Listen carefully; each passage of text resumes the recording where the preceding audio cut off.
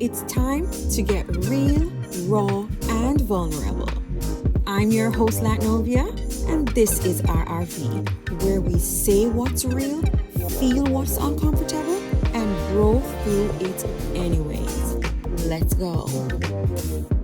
Welcome to RRV Real, Raw, Vulnerable, the space where I discuss my blogs that I've written on my website. Today's conversation is intentional, mature, and deeply personal. It comes from a blog that I wrote a while back called Meet Me at My Worth. I'll add the link below if you haven't read it, but if you have already read it, then you know the heart behind my worth. And honestly, this conversation is bigger than dating. This conversation is about self-worth, it's about boundaries, it's about standards, it's about emotional maturity and learning what truly you deserve after the experience shaped you.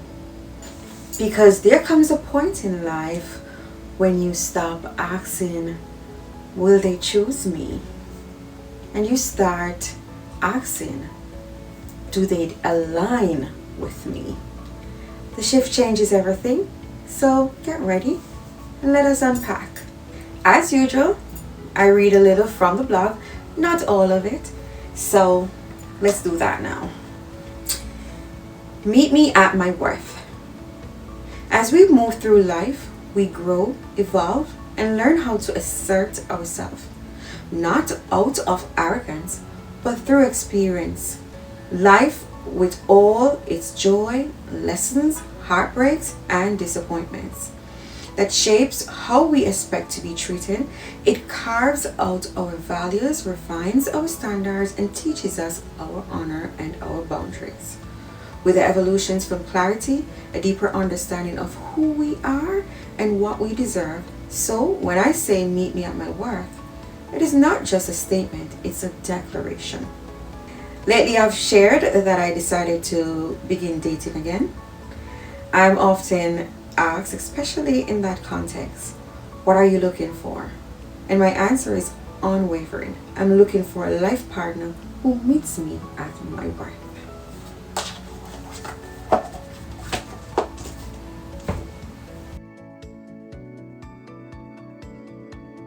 Our worth is not learned overnight.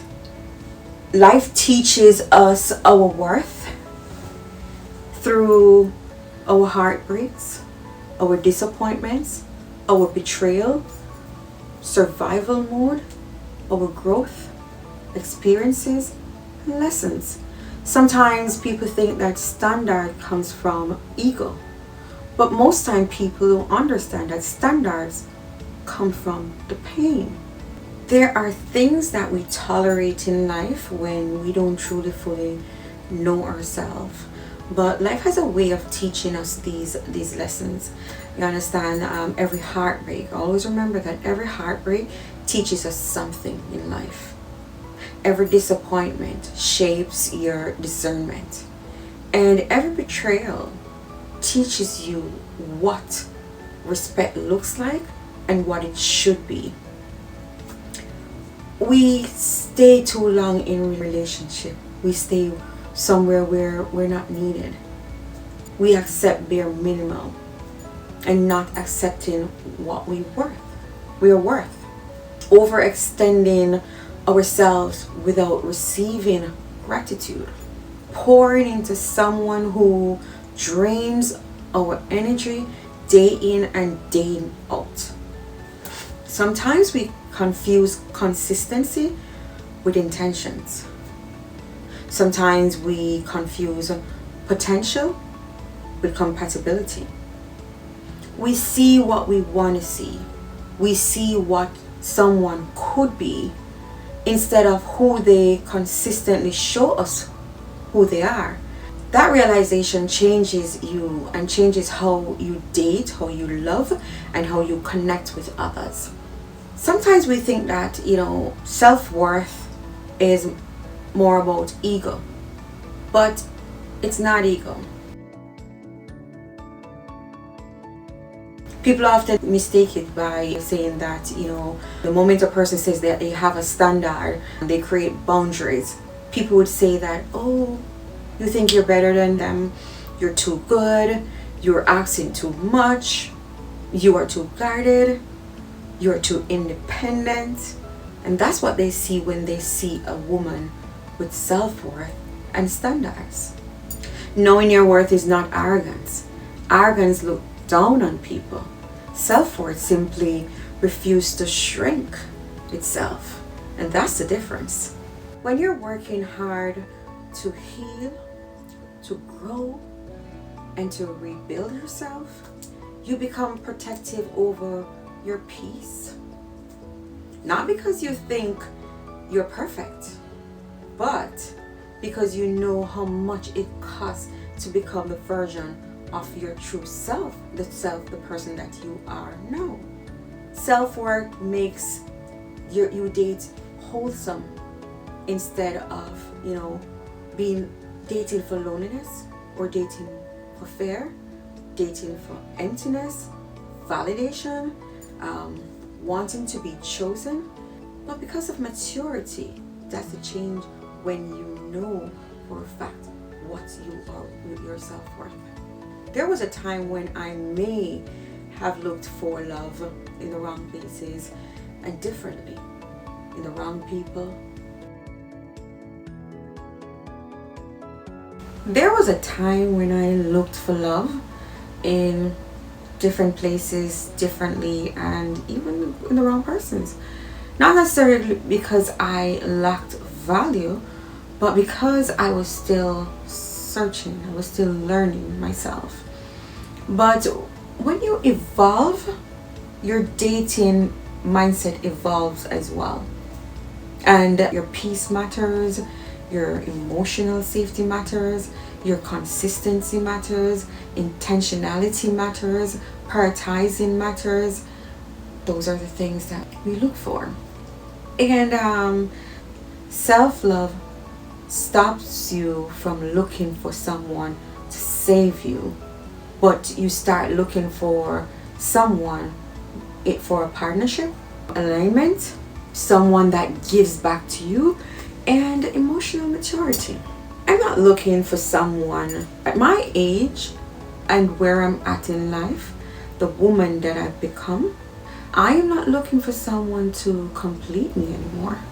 I'm looking for someone who can contribute to a life I've already worked hard to build. I don't intend to struggle because I am not struggling. And that is a very good thought process. So let's talk about it. What does meet me at your worth actually means? When I say meet me at my worth, I mean when people hear the word worth, they immediately think, maybe money, maybe status, maybe, material things, unrealistic expectations. But meet me at my worth means respect me, communicate intentionally with me, being emotionally available, being consistent, understanding reciprocity, valuing my presence. That's what it means by meeting me at my worth. It's not talking to me today and next week you don't talk with me. It's checking on me consistently, making the emotional effort, being honest with me, taking accountability, making someone feel emotionally secure. It's not hot and cold behavior. It's not the inconsistency. It's not the confusion. It's not emotionally unavailability. It's not on a convenience base, only when you want and when you feel. Because love should never ever feel confusing. It should never have a constant confusion, uncertainty. Effort should not feel rare. Consistency should not feel surprising. A lot of people know that they deserve better, but they still settle. Why? Why do they settle even though they know they deserve better and they know their worth? Some of the reasons are they fear loneliness, they fear starting over, they fear not finding someone better, they fear letting go of the attachment, they fear the convenience and the comfort, they become attached to a potential and not what is in front of them.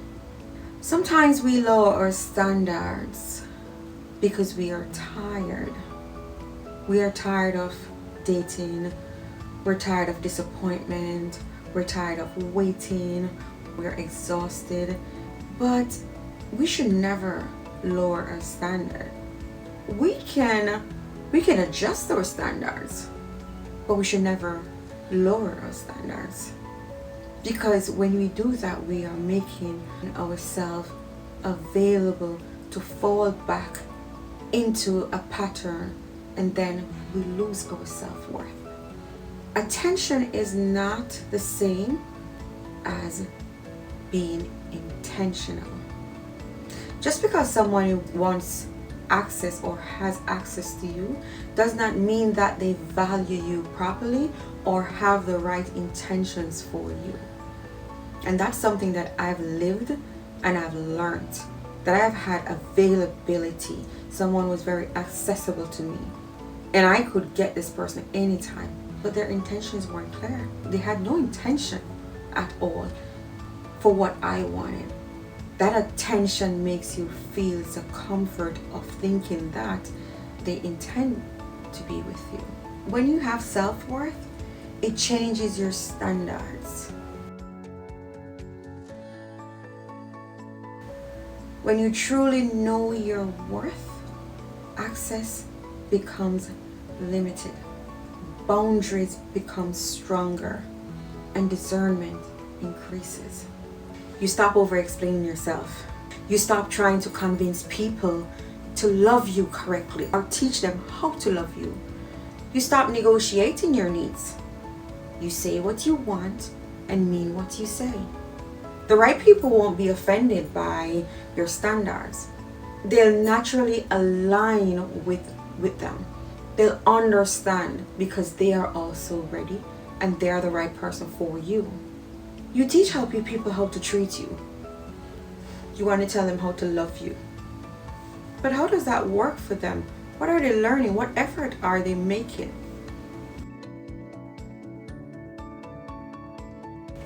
Your standards teaches people what you allow, what you normalize, what you tolerate, and who you are. The thing we repeatedly accept in life from people becomes our standards. If we accept crap, then that's your standard. If you stand up for what you want, then that's your standard. If you constantly excuse disrespect and inconsistency, emotional unavailability, people learn that they can continue doing it and they will walk in and out your life and do whatever they want, whenever they want, because guess what? You accept it, you allow them to do it. Our boundaries are not walls. We have them for a reason and a purpose. They are instructions of how a person should treat you. And for me, I have my standards and I have my boundaries, and I have no apologies for that. Let me ask you a question. Have you ever lowered your standard to just keep someone? I have. Have you ever confused attention with alignment? I have. What does being meet me at your worth actually looks like for you? I had to learn that.